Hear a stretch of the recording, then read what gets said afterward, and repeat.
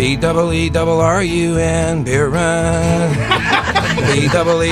BEERUN, beer run. All we need is a 10 and a 5 or a car and a key and a sober driver. BEERUN, beer run.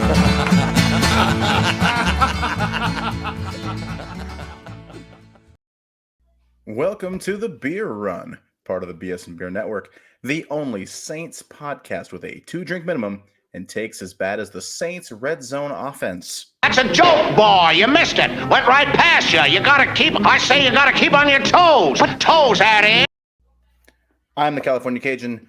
I'm unfortunately here with my best buddy over here, Lil Dice. How you doing, Dale? Man, it's rough. Been rough, Craig. Been rough.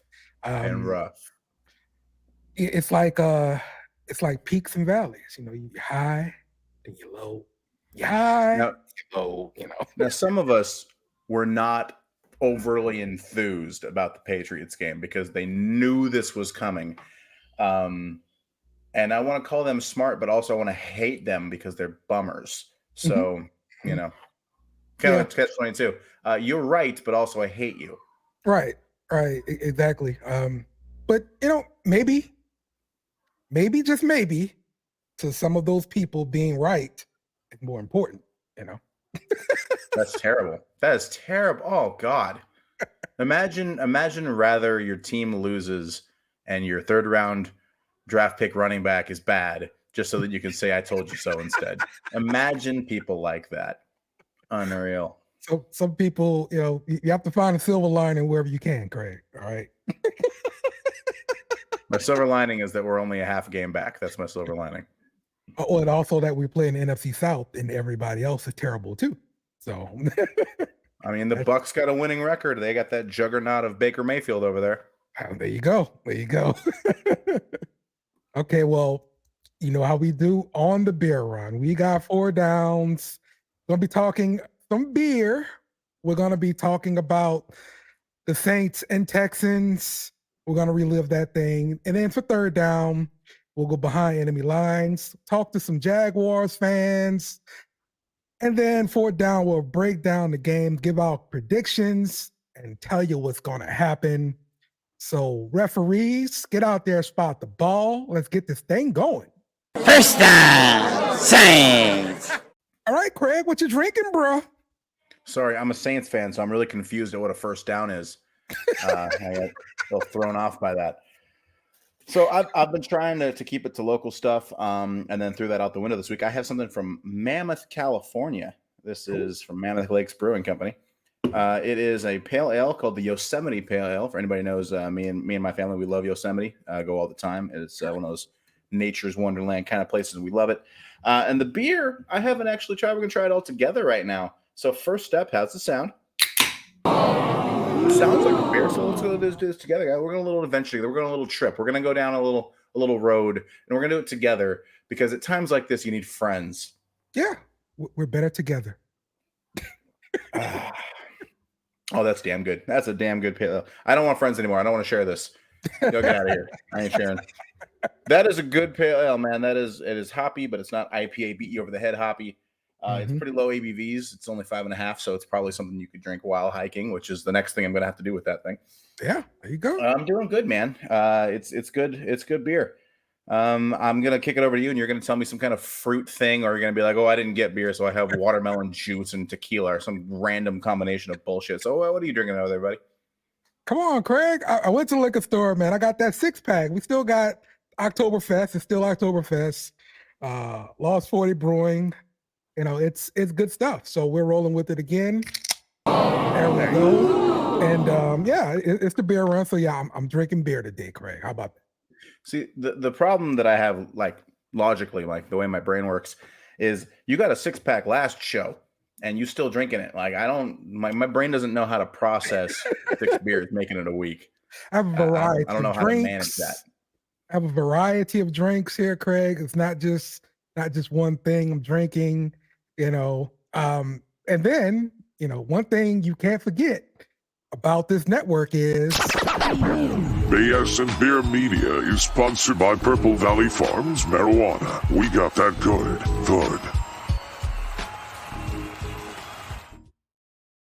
That's right. So Thought we were past this. no. We are proudly sponsored. You know they don't pay us, right? Like we don't get anything from that.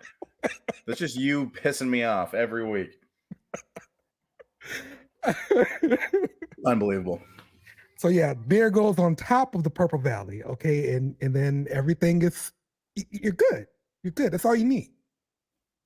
I mean, I could use some offense too. Maybe sprinkle in a couple of fucking touchdowns, and we'll talk.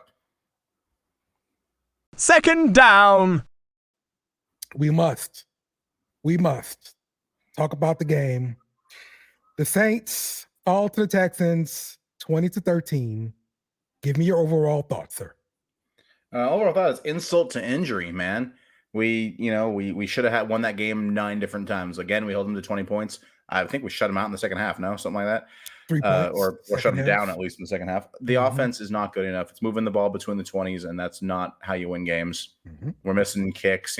So basically, we had to have like 5 things go wrong to lose because we were so much better than Houston.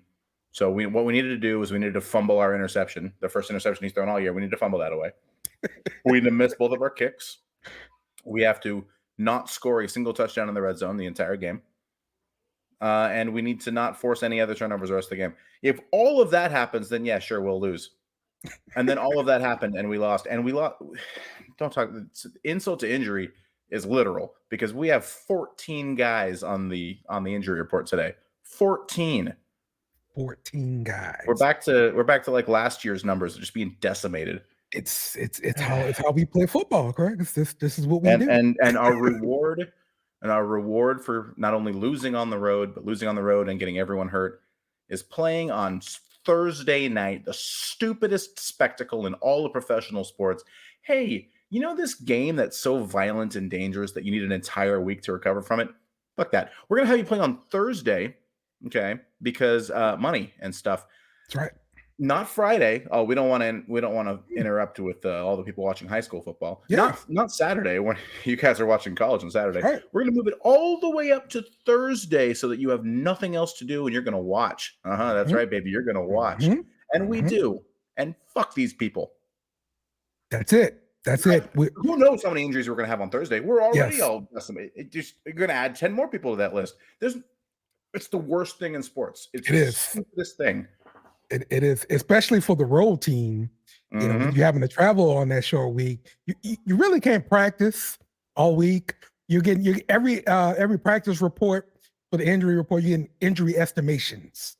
You know, so. I'll tell you what the only positive to it is if you play a Thursday game, you'll probably lose. You probably get a bunch of injuries, but you have kind of like a miniature bye week. Yes. Right.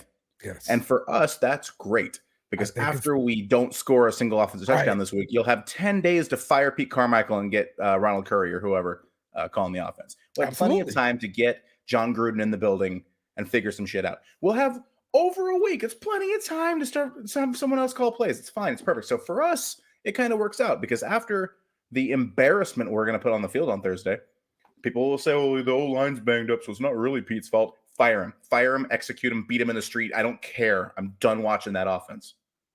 Well, Derek Carr's not good in the red zone either. Derek Carr is not great in the red zone, but he is a symptom of the disease right now, and the disease is Pete Carmichael's offense. Their play calling is the worst in the NFL. You cannot have Michael Thomas, Chris Olave, Rashid Shaheed, Taysom Hill, Alvin Kamara, Jimmy Graham, all on the field, potentially all at the same time, and score one touchdown. That's unacceptable. It's stupid. That's nonsensical.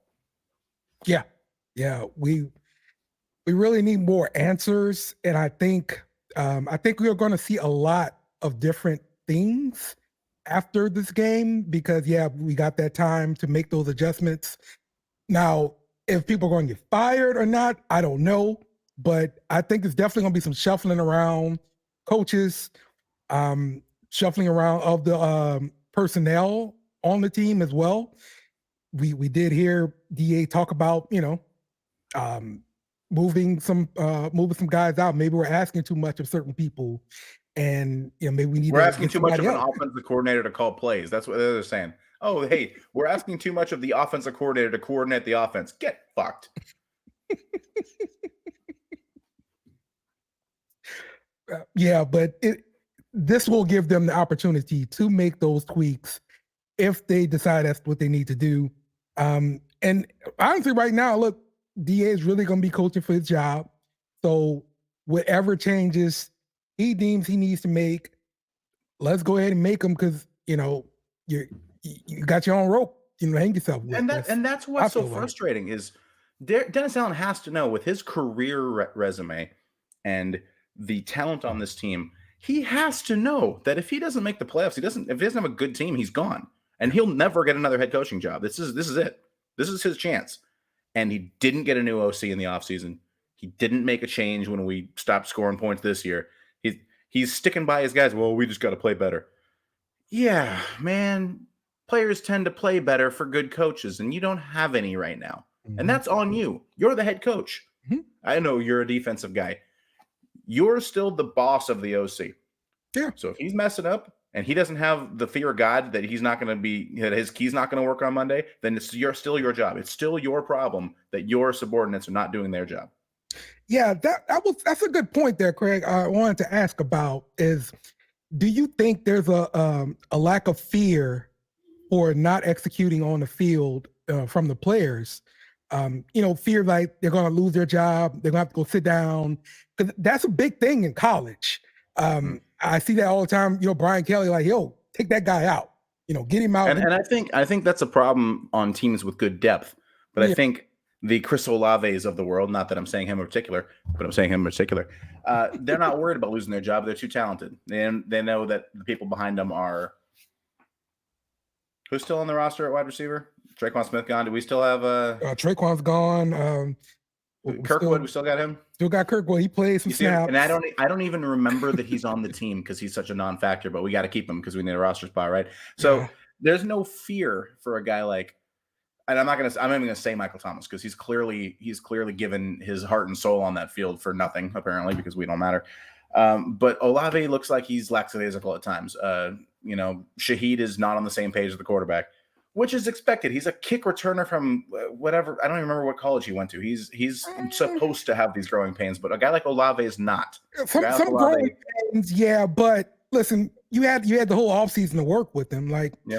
Y'all should have your stuff down by now. Like, this is game time. This is the kind of mistakes you shouldn't make 6 weeks into the season. Right. These are preseason mistakes. But now people don't play in the preseason. You barely get into padded practices. Yes. So you're figuring it out, 6 weeks into the season. We're 6 games in. We should be 4-2 at worst with this schedule. Like, we should be in position to take some lumps. And now we're in position to take those lumps and have nothing to fall back on because we're already in second place. We needed to build a cushion, and instead we're fighting for our lives again. So, yeah, DA talked about failing in the red zone. Let's hear what he had to say. Look, I think it boils down to our ability to be able to execute.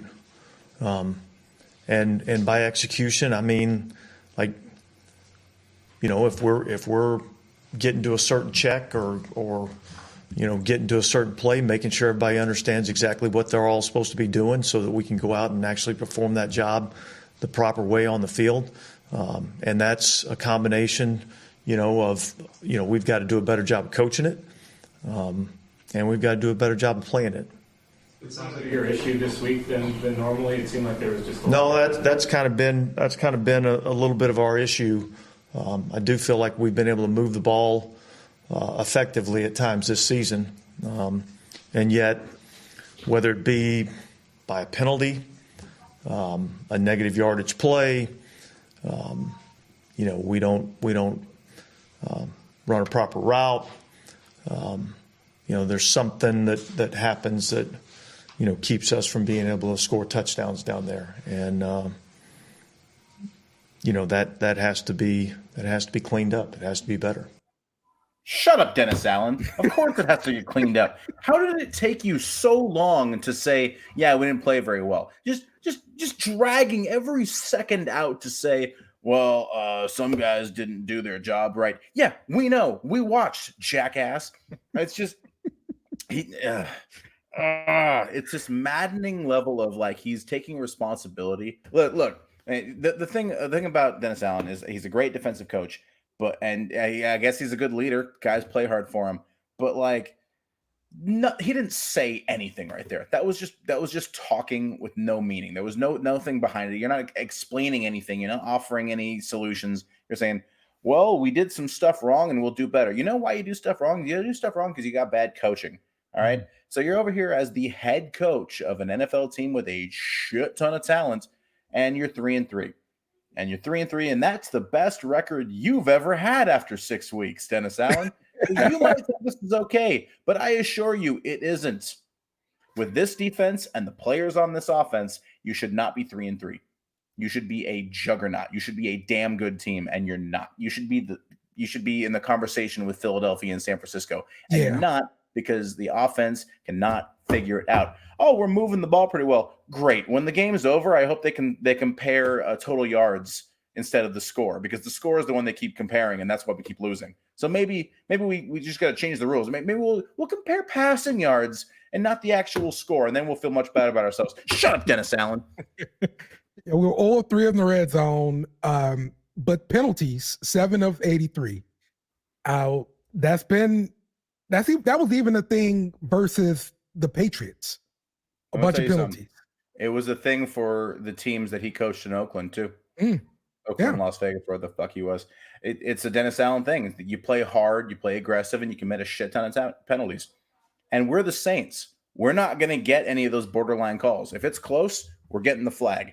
This is how it's been with us. And if our opponent's pretty close, let them slide. They give them a warning. That's how Saints games operate. And if you don't believe me and you think it's a conspiracy theory, then you haven't watched as much football as I have. Yeah. So, well, when DA was trying to sub people out, try to make them lose their job because they weren't performing well enough. I'm thinking about Trevor Penning in particular with this. I mean, is this not the right approach? I mean, in any team that you've played for, hasn't losing your job been always a thing that you're concerned about? Yeah, so all the teams I've been on, I get that can be a motivating factor for some players. Certainly some position groups respond to that better. The problem with doing it with your left tackle is that the O-line requires cohesion so much. And one of the reasons that we have a lot of talented guys who aren't very good is because we don't have any cohesion, because people are always getting hurt, or in this case, getting benched, and then your replacement gets hurt. So now you're in there despite not practicing with the ones all week, and then you're going to struggle because you've been practicing with the twos all week. That's just how it works. On the O-line, because of I'm sending a message over it is, it's not great. It's not the position you want to do it at. If you want, what you should do? You should sit Olave on the damn bench until he's ready to run his routes all the way and go up for balls and put it all on the line. You think if a guy with the talent of Olave played as hard as Michael Thomas, you know what he'd be? He'd be Michael Thomas in 2019 when he set all them records. That's what he'd be, because Olave is a monster specimen with his route running and his speed and all this stuff. And the fact that he's just, I know he had 7 catches. I know he had like 90-something yards in this game, but they were all late in the game. None of them were clutch. None of them were important. None of them were the kind of play that, like, that's my guy. That's my best receiver. I need to go get him. And people are talking about him taking off, pulling up on routes and being lackadaisical. And, and listen, I'm not a wide receiver. I watch the O-line primarily. I am interested in the trenches and where the real football happens. So I can't tell you if that's really true. Okay. And if it's not true, then he's not as good as we thought he was either. So one of 2 things is the case. Either he is not playing as hard, or he's hurt, or he's not as good as we thought he was, because they speak for themselves, man. A guy with his talents, his skill set, his talent, he should be more of a factor than he has been. Well, speaking of guys who are not as good as we thought they were, Derek Carr had a game of the season, 353 yards passing, 1 touchdown, 1 reception. That pick was a desperation play. I'm not really even going to count it. But are we going to talk about those last 4 plays? Are we going to talk about that last sequence? Yeah, let's talk about it. So the NOF guys, is if you don't follow New Orleans football, you should. They're great. and most of the garbage stats I'm going to repeat to you right now are from them. Mm-hmm. They ran the same play the last 4 plays. Yeah, they did. In a row. Mm-hmm. Mm-hmm. Now, when I was real frustrated after the Buccaneers game, I said it was like a toddler playing Madden in play calling. But I was wrong, because even a child with a PlayStation controller wouldn't pick the same play 4 plays in a row. That is so stupid. I don't care what you see. Oh, well, I thought we had a matchup. We were confident that we had a matchup on it. Shut up, Dennis Allen. Shut up, Pete Carmichael. Shut up, Derek Carr. Shut up, all of you that could have possibly thought that was a good idea. You know why you don't run it 4 times in a row? Because it doesn't work. Mm. If it worked, people would do that, but they don't do that because it doesn't work. You want an example of how it doesn't work? 3 incompletions and a pick. That's how it doesn't work, jackass. Oh, man. Yeah. But, if this was a play that was called and you've seen this at the line and you're Derek Carr, I mean, you're seeing this at the line. Yes. This is what I'm saying. Would have ran that play 4 plays in a row? Fuck no. But Mike Thomas run a slant, please.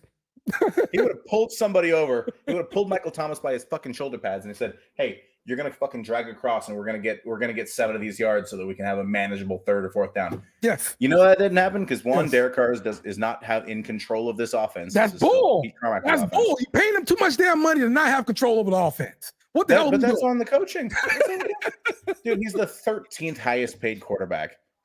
Shut up about the fucking contract. It's nothing. This is hey, starting quarterback. Hey, when you're getting paid that kind of money, I expect production, and I expect my quarterback to be able to call protections and audible at the line of scrimmage when you're getting paid this amount of money. Yes, that's what I expect. That's not how audibles work. You get a couple of plays. You get out there, and if you kill the main one, you have a couple usually running plays that are built in. In that situation, they probably were something else, but he's not checking to him, so. Is it his fault? Is it the offensive coordinator not giving him a set and just giving him plays? Is he the one telling, "Hey, Pete, run the verts again, man. We got this matchup." I'm tired of defending Derek Carr. I like Derek Carr. I liked signing him. I like him as a dude, but I can't defend anyone anymore. We're 3-3. That is not the end of the world. The sky is not falling. We are half game back in the division, but it feels so much worse because these mistakes are not being fixed. And if you don't fix them, they're going to keep happening. Mm-hmm. When you have an injury or you're a little sick, you can if you don't go to the doctor, most of the time it's just going to get better. I mean, that's just how people work. Most of the time you're going to get better. If there's a problem with your car and you just ignore it, it's not going to get better. The Saints are a car. They're a Derek Carr. And if you don't bring them to the goddamn shop and fire some offensive coordinators, it's not going to get better. Yep. The defense. That Derek Carr thing was a complete accident. I had that analogy in my head before I remembered his name was Carr. So don't judge me for that joke. That was an accident. That was good, Craig. That was good. The defense, they started off the game pretty rough. And reporters kind of asked about maybe it being too much on the defense to kind of carry the load because the offense isn't doing their part. I kind of agree with that, but still, you have a job. You have to do your job, and this is what DA had to say about that. You can hold yourself to a standard, all right? And when you watch the first half, that's not the standard of football that we want to play defensively. So take all the other BS out of it. That's not the standard that we want to play at. And that's why I say this is a team game, we put ourselves in a hole that we couldn't climb out of, and we have to be better than that. Yep, team game. Again, the offense is not putting up 21 points. Look, the defense overall held them to 20. He is essentially the defensive coordinator, right? He is a defensive-minded head coach. Yeah. Joe Woods is his lackey. Mm-hmm. This is he's a defensive team. So I appreciate him taking responsibility for his defense and their part in it. But they allowed 20 points on the road. You should win a football game in the NFL where you allowed 20 points. Yes, absolutely. 100%. You should win a football game where you allow 20 points. 100%. We have allowed more than 20 points once this year, and we have 3 losses. Yep. It's ridiculous. It's just, you can't put that on the defense. The defense are riddled with injuries by the end of that game, and they played great. They had an interception that they fumbled back, so clearly that's why you play defense, Zach Bond. We used to say, oh, well, you hate these receivers that can't catch. You should play corner. Yeah, you're playing linebacker because you can't fucking catch. You ain't no hands. All right, nice catch. Give it right back to him. Lost a yard. I'm still not over that. That was a game-changing sequence. What was I saying? I'm yelling about Dennis Allen. Dennis Allen, man, look. I know he's a defensive head coach. I know that his job is defense, and our defense is very good. But his career record as a head coach is what it is. And you are what your record says you are. Yeah. And I'm defending him, and I've been making points that him and Carr have been in bad situations, and it's not their fault. But if we don't score a touchdown against the Jaguars, and we come out of there with 9 points, 12 points, and rely on a rookie kicker to get all of our offense, people need to be fired. People need to be fired. People need to be benched.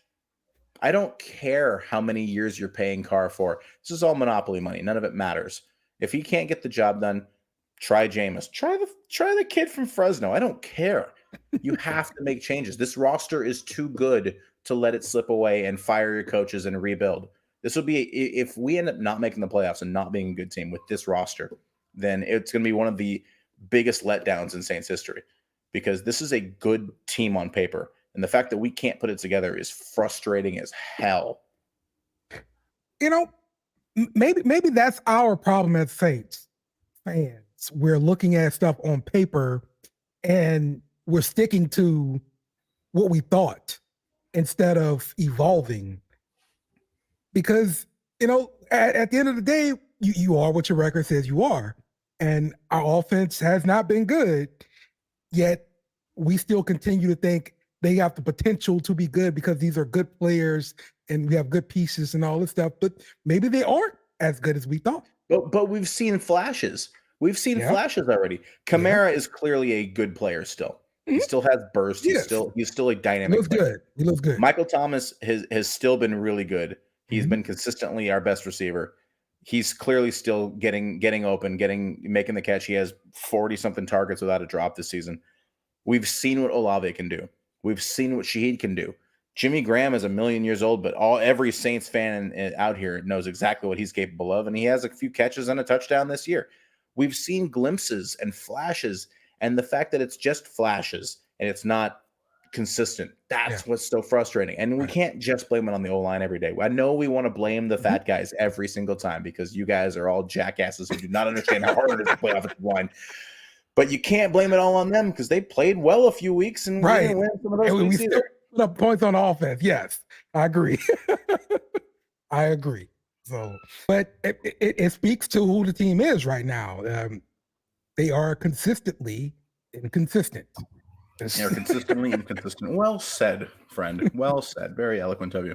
Third down for what? The Jaguars. The Saints. Joining us for third down today, going behind enemy lines, we have 2 Jaguars fans. And we're going to introduce Scott and James. How you guys doing? Doing good. Happy to be here. Same here. Anytime I can flap my gums about some football, I'm always down. Yeah. Good stuff. Yeah. See, that puts y'all in a better place than us. I don't want to talk about this at all right now. After Sunday, football is dead to me. And I would say until Sunday, but we got to do this damn thing on Thursday. So just bad, just pain, all this. Oh, I would know about years of pain. I would definitely know about that for sure. Yep. All right. So James comes to us from the Touchdown Jaguars podcast. You can find him on social media at TD Jaguars Pod. So for all of our people in the studio audience, we want to welcome in our guest. That's right. Make you guys feel nice and welcome here. So I don't approve of any of these sound effects. That's all the producer over there. Okay. No. This is our studio audience, man. It's not me. You know what? I appreciate the boos these days because it used to be a time where I would come on somebody's show and they would feel sorry for me, like, oh, this poor guy got to watch the Jaguars or cover the Jaguars for a living. Mhm. So boos Mhm. are better than somebody feeling sorry for me for sure. Yo, we're Saints fans. We don't feel sorry for nobody. Hey, We've been through it. We're down We have low no too, so sympathy. yep. All right, Scott. What I see you drinking a beer, man. What you got? I'm drinking some Modelo. Modelo. Nice. I like it. I like Very it. nice. Working All man's right. beer. Yeah, it's working man's beer. Working man's beer. Okay. All right. You guys coming off of a nice win versus the Colts, 37-20. How did you guys feel about the games? Give me your thoughts on the game here, Scott. Yeah, going against Gardner Minshew Mania, always a big fan of him, and he really helped us out, and appreciate everything he does for us still to this day. Oh, Minshew. But he sucks, and I'm glad you kicked his ass. He actually was responsible for giving us a win last year, as he was filling in for Jalen Hurts on the Eagles and threw a touchdown to Marshawn Lattimore. The only touchdown we scored that game. Yeah, real bad, real ugly. But thank you, Gardner Minshew. Yeah, thank you. He made the Jags look really good, and after the 2 games in London, we get another win, so on a 3-game winning streak. So solid from here. Is it upcoming that you guys are just officially the London Jaguars? Like, I feel like they kind of just shove you guys over there. Like, oh, we need somebody to play in London. Oh, the Jags don't care. Let's You say that. So Jags have played 11 games in London since 2013, and Jags are 6-5 in those games. Yeah, dude, Dennis Allen would kill a man for that record. It's kind of stuff he does. Yep. All right, James. What were your thoughts on his win over the Colts? I mean, going back to what I was saying earlier, when you're a Jags fan and you've seen as much losing as we have in the past, you'll take it where you can get it. But at the same time, I would say, like, I came out of the game, upbeat about the win, but it was a weird win nonetheless. Because you look at how, like, the last 2 quarters ended, and, a lot of what the Jaguars were able to do successfully hinged on the defense, which coming into the season, if you would have asked us if the defense would be an X factor for this team as they have been, a lot of people would have told you no. But a lot of, if you look at the offensive success they had, it came from help from the defense, costly interceptions on Minshew's behalf. Darius Williams with a pick on there. We might talk about him later and how he's been playing. So yeah, that defense really put them in good position to get the points that they did, albeit field goals or whatever the case may be, or touchdowns. So from that standpoint, it felt weird because the offense in those first 2 quarters felt like they were on fire. And then we got into the second half and it's like, what's going on here? So still, we'll take it where we can get it. A divisional win against the Colts. And the Colts are now 9 losses straight in Jacksonville. So they can't get over that hump. Yeah. Yeah. Wow. That's a good stat there. They just got to catch you guys on one of your 19 trips to London and try to beat you there instead. So what I'm hearing is that you guys have a good defense who takes the ball away. And we have Derek Carr and Pete Carmichael. So I hate this.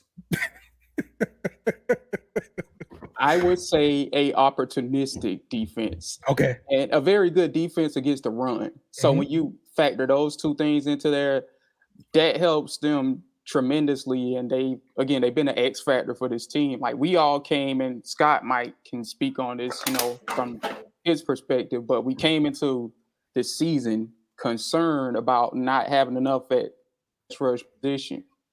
And, here we are, the Jaguars defense has really been kind of like the backbone of the team.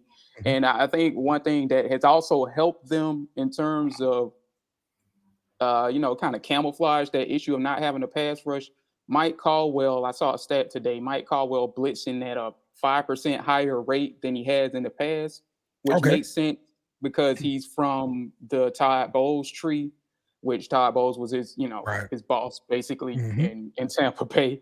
So he learned a lot from him, it appears, and he is doing a good job. I guess I would say working with what he has from the standpoint of that pass rush. Is it a similar defense that you guys run as to what they were Bulls runs in Tampa? Yeah, I would say we don't blitz as much as they do. You know, we rely on, you know, the guys a little bit up front, a little bit more. But I think, you know, again, with Josh Allen really being the only threat as a pass rusher, I think we'll move closer along the lines of like matching those blitz figures that, you know, Bowles kind of put up when Caldwell was with them. So yeah, similar in some ways. Just I would say like we probably don't have the blitz percentage as them, of course, but I think we're getting there. We're definitely getting there with Josh Allen being the lone like guy that can really get to the pass. Yeah, I see Josh Allen leads the team. Yeah. So Todd Bowles and the Buccaneers give us fits. We have been playing bad against the Buccaneers for like 3 years straight. So to hear that this is from the Todd Bowles tree, I hate it. This is going terribly. Everything you're telling me is awful. I hate this. Josh Allen, the pass rushing Josh Allen, Craig. I mean, it's amazing that he's able to do both. I think that's impressive. He's leading the Jaguars with 7 sacks on the year. But hey, look, you got a former LSU Tiger and Caleb Vaughn Chason. He's third on the team in sacks with 2. But so you guys not really up on Chason. He's not that guy, that factor. The other rusher for you guys. Dale, shut up about LSU. We watched them on Saturday. This is the same show. Well, Dale, I too am an SEC guy. I'm a Georgia Bulldog fan, so there's that. Yeah, born and raised in Georgia. Thought I would never see the day where we win a championship, let alone 2 in a row, right? But here we are.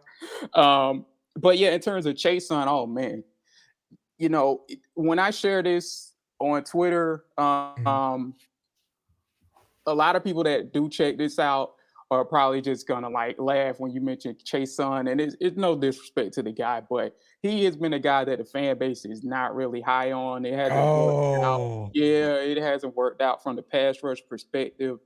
Admittedly, I thought like coming out of LSU, you know, I thought he did have the tools that, you know, he would develop a little bit quicker than he did, and you know, if I can recall, I'm on the radio saying this, like on somebody's radio stations, like saying how much faith I had in Chason actually being the guy alongside Josh Allen. So it just hasn't really worked out for him. But he's a guy that if you would have asked us going into training camp if he would survive and be on this team, a lot of people would have said no, and he stuck around. So that's a testament of him just, you know, fighting through it and obviously showing that coaching staff enough to where they believe that, you know, we need to keep this kid around for another year, which is huge because this staff is good in development and seeing potential. So for me, that says something that speaks volumes of what they feel Chason could be or develop into this year. Okay. Well, I saw that the injury report said Tyson Campbell, the cornerback, looked like he's going to be out this week. Scott, how do you feel about your secondary without, you know, Tyson Campbell in there? Are you still confident? Losing Tyson Campbell is a big blow, but I think the rest of our secondary, we got Andre Cisco kind of ball hawking in the middle of the field for us. Jaguars lead the league in turnovers with 15. So the defense must be doing something right. All right, there you go. You know, I'm going to tell you guys, we do this a lot. We do this show every week. We have different people in for every team we're playing.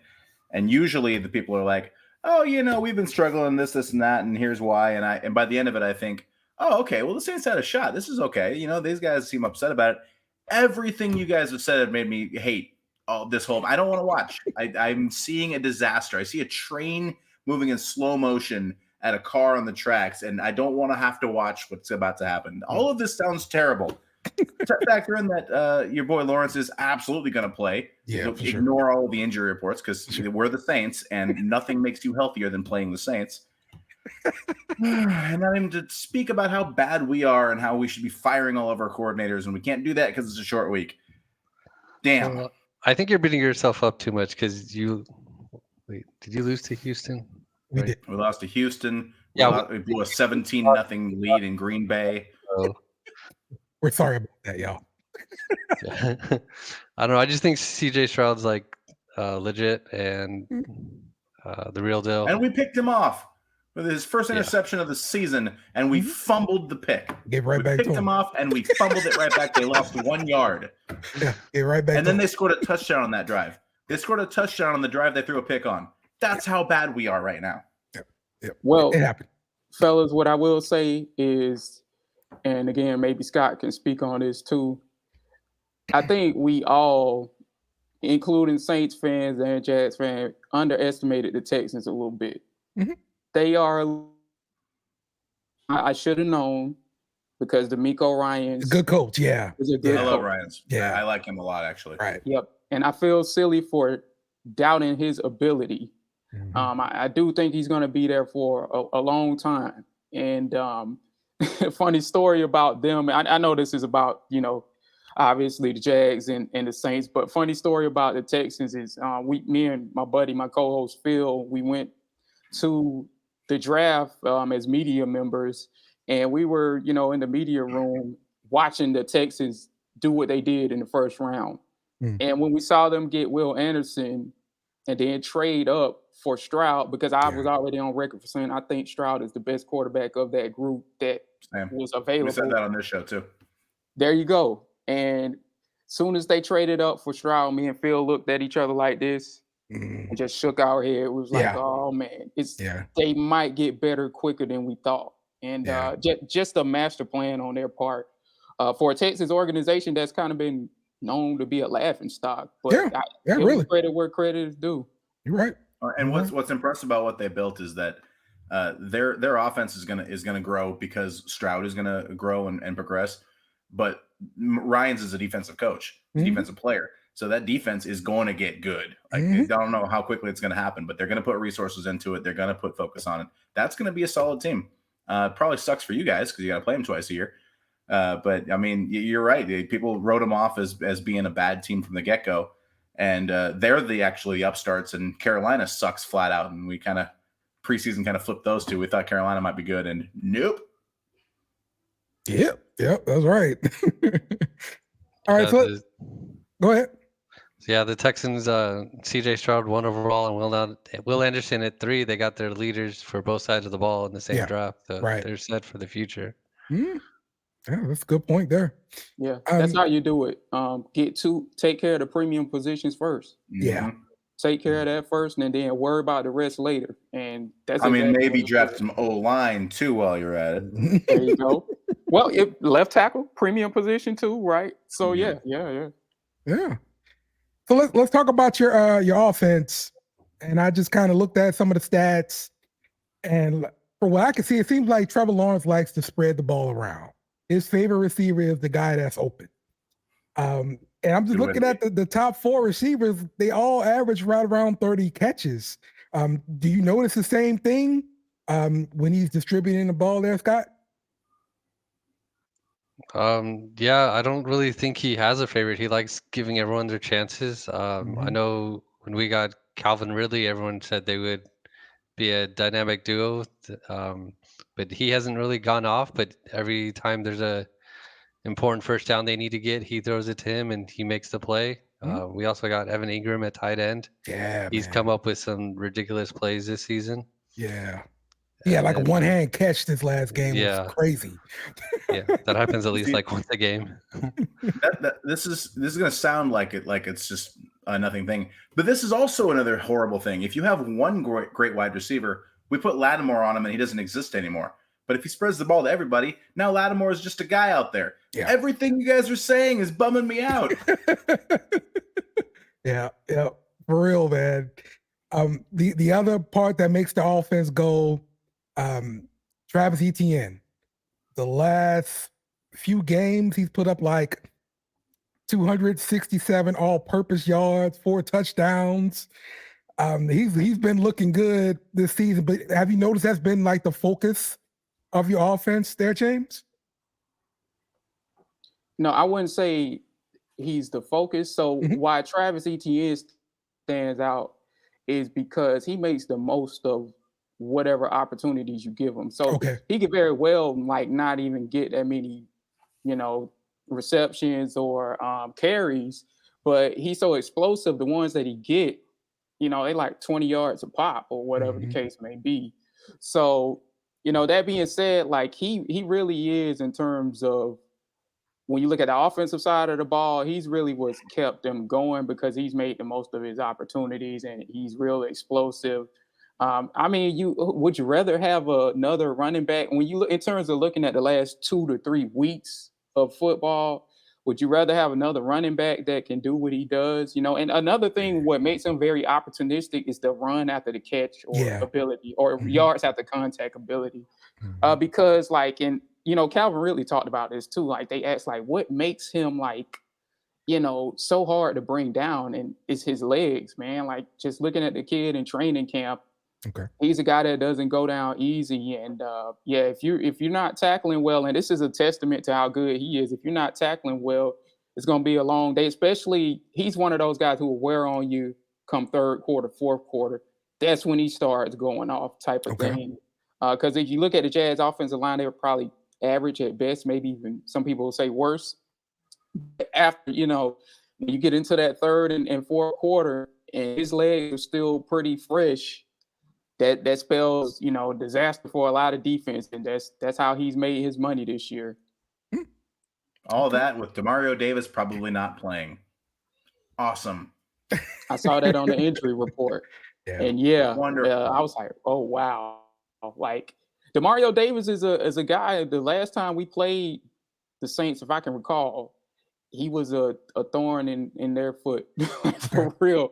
Okay. So for him not to play, and we hope him the best, and hope he returns to the field as soon as possible. Of course, not against us necessarily, but everybody else. We play the Colts the following week, so you want him to get him back on the field pretty soon. Yeah, against Jonathan.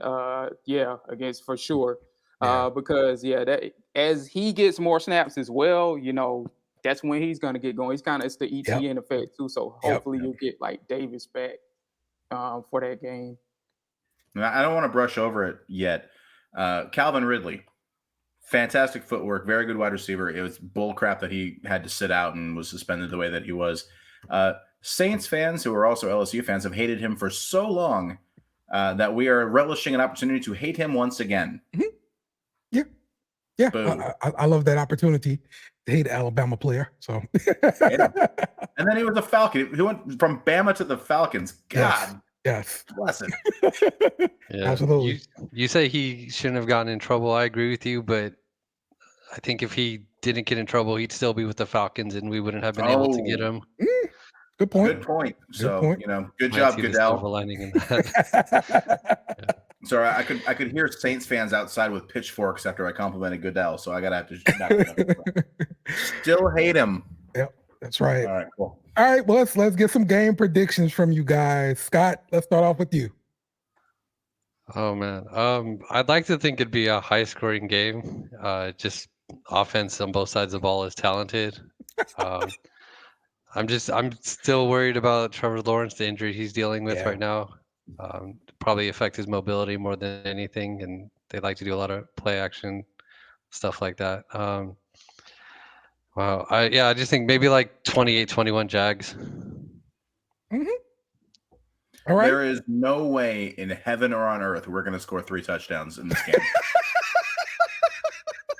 Yeah, that's been our thing, like scoring over 20 points or under. Like that's We've always been the mark. 20 points once this year.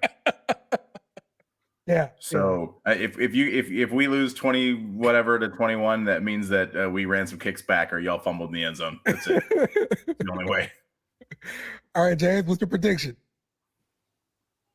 Yeah, well, taking in that nugget that we just had, I'll put the Saints at 17 points. Like Scott, I am a little concerned about Trevor Lawrence, and here's the thing too, is Brandon Scherf did not practice either. So you're looking at a Jacksonville Jaguars that got a quarterback on the injury report, and also their best offensive lineman on the injury report as well. That makes me nervous. But that being said, I do think, just looking at how the Saints' luck is going, They do have enough to beat the Saints between who's healthy. I would go 21-17, something like that. I don't think Trevor Lawrence is like going to go off like crazy just considering the circumstances. Right. But yeah, I do think they can win this game. Don't know if it'll be by a lot, but yeah, with the Saints struggle, if they keep the Saints under 21 as I predicted, or 20 as you all have said, they got it. If we get to 17, something crazy happened. Something wild. Even 17? Even 17. If we get to 17, that means we have 2 touchdowns. So something wild happened. Like we picked off somebody in the red zone or something. Like that ain't gonna happen just on its own. Right. Okay. Okay, well, hey, we do appreciate you guys joining us. James, tell us how we can check out your podcast. Yeah, you can check us out at TD Jags Pod on Twitter. sportsgrind_Don on Twitter, and my co-host at Phil the Filipino on Twitter as well. We also have a website where I put articles up occasionally from my days as an editor, but I've kind of been busy, so I don't really do the articles so much. But our podcasts are up there. Archived articles are up there as well. It's touchdownjaguars.com. All right, cool. So everybody go out to touchdownjaguars.com and enjoy some Jaguars content. We appreciate you guys joining us. Hopefully they don't enjoy it this week. They're going to go for it here on 4th down. We need some predictions, some keys to the game. How do you think this thing is going to happen? Going to go down. Whatever those 2 jackasses just said, forget it. Ignore it. They're wrong. They're stupid. They have no idea what they're talking about. All right. They're both lovely people who do not understand football because everything they just said is a lie. Having said that, I agree with everything they just said, and I do not expect a good game. I'm not excited about Thursday. Not feeling it, man. I'm not with it. I don't want to watch this thing. We are too injured. It's a bad matchup. I don't like it. Yeah. Look, we're always dealing with injuries, but the offensive line is going to be a mass unit. Who do you think will start at the right tackle with Ramczyk dealing with a concussion? Oh my God! Oh man, who came in late at the game? Because it's not. It was Ruiz to end the game. Oh, it was Ruiz. They bounced him out to the. Oh, that was. Yeah, they put Saldivari in at right guard. And I know that's not going to happen for a whole game. That won't be the case this week. Yeah, that was purely an emergency situation. Maybe Landon Young could get his ass on the fucking field. Wouldn't that be great to have an actual backup tackle? Where did he go to school? Kentucky. Yeah. Yeah. Anyone who supports Kentucky in any facet, fuck you. Look, man, I don't even know. I don't even know who's going to start at right tackle in that game. According to probably going to end up playing. Pete's going to have to play.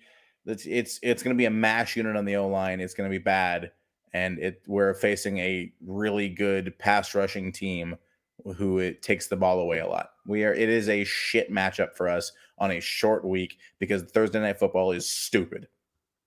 According to some beat reporters, Landon Young was not seen at the open part to the media. So no, because he's dead. He's dead. He's the Walking Dead. He's a zombie. He's a walker. They keep him in the back room behind those doors and say, "Don't open, dead inside." All right, because Landon Young is useless to me. And last year when he played, he was sucked. So the reason he's on the team, that's how bad our depth is. That we have Landon Young on the team, and he's not even healthy enough to play. That's how bad our depth is. What was I saying? I was saying how bad we are. Yeah, it's bad. Jack by 100. Are we to the prediction part yet? Because mad. we need you to pick a right tackle for it because I don't see one on the team. No, I got shoulder pads in the garage. I'm the third string apparently at this point. It's bad, man. It's not a good situation. Storm Norman was a good one, and now he's with like Atlanta or some shit because we can't hold on to our backup. I don't know. I don't know who plays right tackle. Yeah, I honestly do not see who we can put in. Like, you cannot start Ruiz at right tackle. It cannot happen. I'm going to go down the fucking roster, and I'm going to try to figure out who's going to start at right tackle. I'm seriously looking at it right now. And in fact, let me share my screen here. That'll be easier. I can't find the right tackle, Craig. This is insane. Oh, it's bad. That's bad, man. Okay, here we go. So who do you see here that you would put in at right tackle?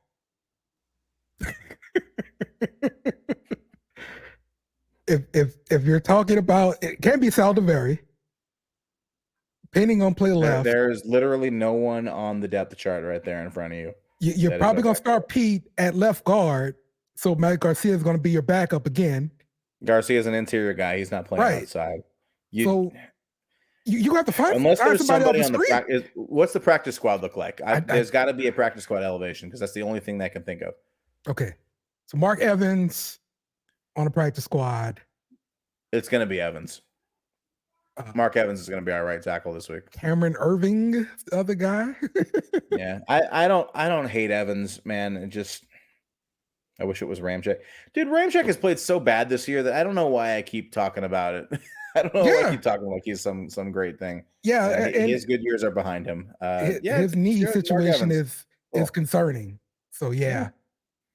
Look, he can't play. He can't practice every week because he's on rest because he's got the degenerative knee problems, and he hasn't been playing very well. So I'm ready to draft an offensive tackle in the first round because we're gonna have to replace both of them pretty soon.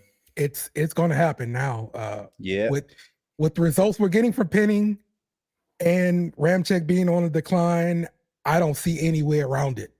We're going. Listeners to this show will know that Trevor Penning is my boy. Yeah. I wanted him before the draft. I'm a big fan of his. I've been defending him constantly, but the stuff that I was seeing last season and in the preseason and training camp, it's not translating. He's not playing well enough right now. And he's my favorite player on the team, of the offensive line, and it's not working. And you can't give up on an O lineman, 6 starts into a career. You have to keep playing him. Yeah. Unfortunately, Dennis Allen is stupid, and they already benched him. So you set that clock back already. I don't know what you got to draft O tackle first round next year. And I don't know if it's to replace the right or the left at this point because we're going to need help everywhere. The O-line is not good enough despite what we put into it. Our scouting department has been really good at finding wide receivers and DBs and real shit at finding linemen. Mm. Yeah, maybe so. Maybe that's it. All right, well, listen, these are going to be my keys for the game. We need the Saints to stop the run because Without Demario Davis. These are just keys to the game. One time this season that we saw the Jaguars be held to 40 yards on the ground was versus Kansas City in week 2, and that's the game that they lost. So I think ETN is the engine that makes this team go. We need to stop him. Or they stopped running the ball because they had to play catch up because they were playing Patrick Mahomes. No, that wasn't the case in that case, but I feel what you're saying. that wasn't the case there. So you feel that pressure the whole time. Yeah, for sure. Look, I agree. Every game that you play, you should start with stopping the run. What's your second key? I'm grumpy and drunken. Let's talk about this, man. What's your second key? Okay, so I think that we need to use Alvin Kamara out the backfield over the middle in the passing game I'm talking about. No. We don't throw over the middle. Yeah. I had to get very particular with this because during the game I said we need to get the ball to AK, and they threw a flare pass to him, and he gets shot down by 2 dudes out there waiting on him. So I want to see him come out the backfield and go over the middle. Look, let me tell you something about Pete Carmichael and how fucking stupid he is. Look, you have Michael Thomas, who is the best slant run.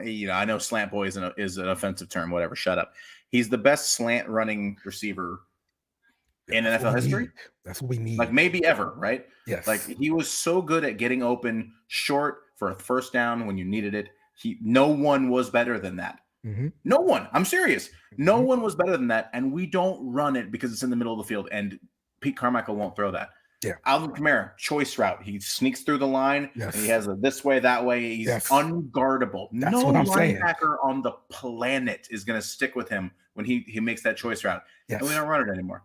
That's what I want to see right there. You put Shaheed on a drag. What corner is going to keep up with Shaheed running full tilt across the field? No one's doing that. If you run man coverage, that's open every single time. But we don't run that because it goes across the middle of the field. Yep. There's some kind of weird gypsy curse that prevents Carmack from throwing a pass in this little circle in the middle of the damn field, you know, where it should be easiest to throw. We don't even run routes there. I don't think it's salvageable. I don't think we're going to win this week, and I don't think we can save Pete Carmichael's career. He's just not good enough. Look, and I don't think Sean Payton was all that great. Look at what he's doing in Denver. I think he's falling apart. I think we put Sean Payton and by proxy Pete Carmichael on this pedestal because Drew Brees dragged them to greatness. Yes. Right. It was all Drew. And I know when Brees retired and we still had Peyton, I was one of those first guys like, Peyton probably made Brees. He probably helped Brees along, and so he'll be able to develop the next guy. And then Peyton ran for the door like a little bitch and left us with Carmichael, who is a little bitch. So the combination of all that is just the worst, and Brees was clearly the best player who's ever existed, and everyone should remember him as such. Yeah. There you go. We all hell Drew Brees. Not a fun show, Dale. We have a few fun shows over the course of the season, preseason mostly. Yeah, this isn't fun. I'm not enjoying this. How about this? Hey, that's fun. Shut up, Dennis Allen. All right, game picks. Who you got winning this one, Craig? Jags by 100. No, all right. Listen. Davis isn't going to play, but we have Jalen Smith hanging out on the practice squad, and we still have Pete Warner, white boy whose name I always forget. Linebacker's going to be fine. Secondary is still healthy. Secondary is good. D-line is healthy. D-line is good. I really like how Brzee is coming along. Granderson has been the man. Yeah, Granderson is a monster. He has earned that. Man, we saved money signing him. We did because he'd have had a 0 on the end of that. By the way, he's been playing. Yep. So I like Granderson. Cam's looking a little bit old. We'll get into that later. We can have a whole show about how depressing it is that our favorite defensive lineman is a shadow of his former self. Defense, I'm not worried about. I think with Lawrence playing, but Lawrence playing hobbled. He's going to be able to make his throws, but he's not going to be able to get out of the pocket and extend plays. And those are the quarterbacks that really hurt us. So if he's not as mobile and you can keep him in the pocket, I think we can really dominate that matchup. I'm not worried about their offense. But I am worried about our offense. I do not think that we've made the necessary changes. You didn't have time to make the adjustments because we're playing on a Thursday because that's stupid and we're doing it anyway. And man, the O-line is torn to pieces. Carr is still banged up. He's still on the injury report, even though he was a full practice today. I mean, I don't think we're going to score points. I think it's going to be really, really frustrating, and people should lose their jobs for it. I think it's Jaguars 17, Saints 9. Ooh, 17-9. Take the under. We are not scoring a touchdown, and people need to be fired for it, and they won't. Okay. All right, I'm going to predict Jaguars 20, Saints 16. So we do not break the 20 point mark again. And yeah, some changes happen after this mini bye. Is that enough to at least change the play caller, if not fire somebody? Yeah, I think it's going to be a change made. I don't know if anybody's getting fired, but it's going to be a change made. So at the very least, at the bare fucking minimum, yeah, Curry calls the plays and you bring in Gruden. You have to. I don't care what he put in an email, guys. I don't care. I like winning. Well, you can help us win. I don't care who he called what in an email. I don't care. Yeah. Yeah, they won't do the Gruden. I don't care about what people said in an email. All right, win. They won't do that, but they will definitely put Curry in as a play caller, I think, for the rest of the year, and we'll see how that works out. We're doing it for 5 weeks, and we lose some of those, and we panic, and we find somebody on the street. I don't care. Try something.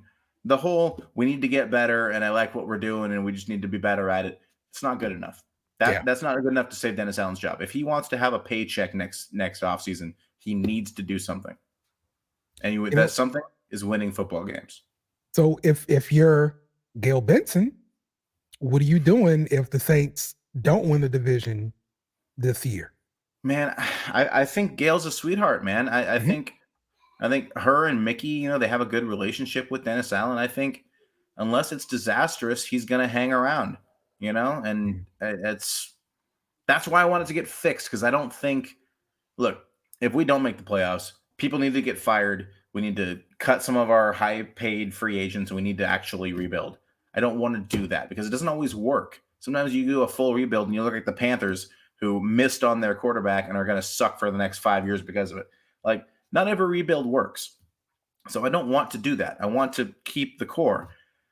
But if Dennis Allen is the guy, it's never going to get better unless they change the offense. So if you get a hotshot offensive coordinator and you can do something on the offensive, if you have any kind of an offense, this team is really good, but we don't. And I don't see the changes coming. I think this is going to be a bleak period for Saints fans, man. All I see is darkness. There is no joy. There is no happiness. There is no love. The world is dark and cold, staring into the abyss, blackness for eternity. That's a hell of a way to end the podcast there, Craig. Hell of a way to end the podcast. Oh, hey, you guys join us on Thursday night for the Beer Chaser. We will be there, win or lose. And we will. I might join this week. It'll be fun. We'll talk about this game.